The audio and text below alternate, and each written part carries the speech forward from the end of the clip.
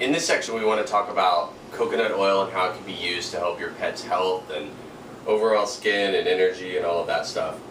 Coconut oil for pets, actually coconut oil for animals in general, has been shown to do all the same things that it does for a human being. So essentially for a pet, it'll help their skin, their coat.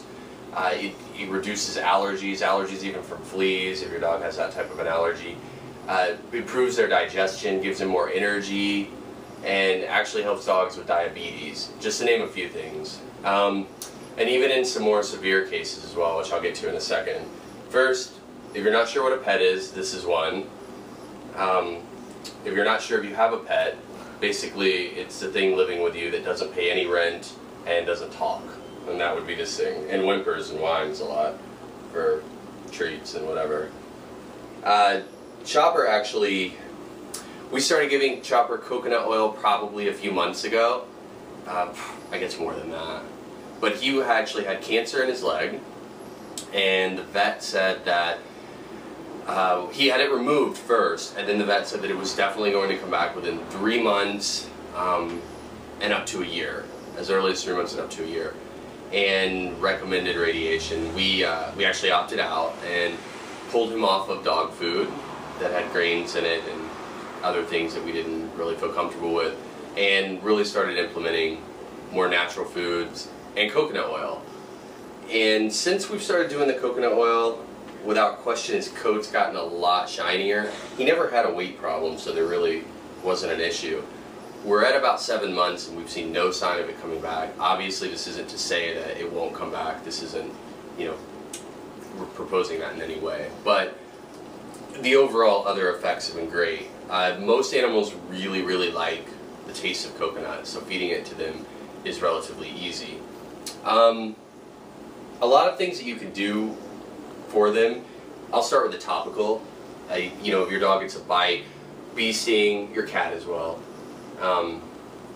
You can put it on topically. Places where they might have a rash, you can do that as well. Obviously ingesting it'll do a lot of the same things. For a pug, they have wrinkles in their face, obviously, and then they have the little folded up tail in the back and the ears, which are covered. And in those cases, they can get little infections in there all the time. A lot of times you can buy stuff to counter that and rub on it, but what we do is I'll take a little bit of the oil and actually put it in his wrinkles. You can see he doesn't really like that part, but you can see him licking because he likes it. Just wipe it in there. We'll take a swab and put it into his ears to help with that, and then on that fold on the back of the tail to help with that. Some people put it on their dog's coat completely. We found that that gets a little messy because even though it does soak in, he sheds a lot and everything that he touches seems to get it.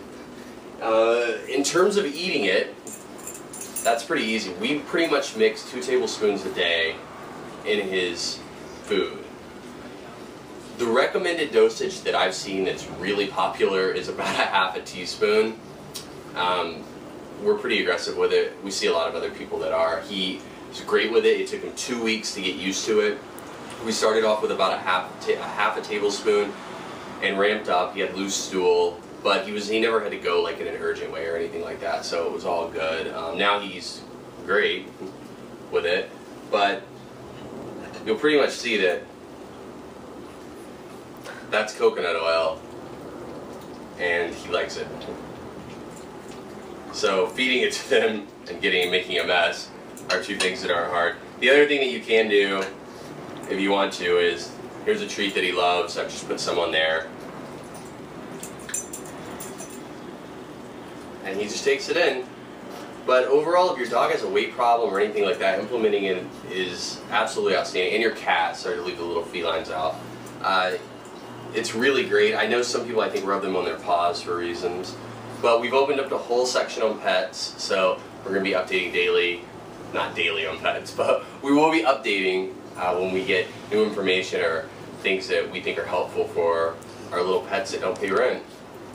Thanks.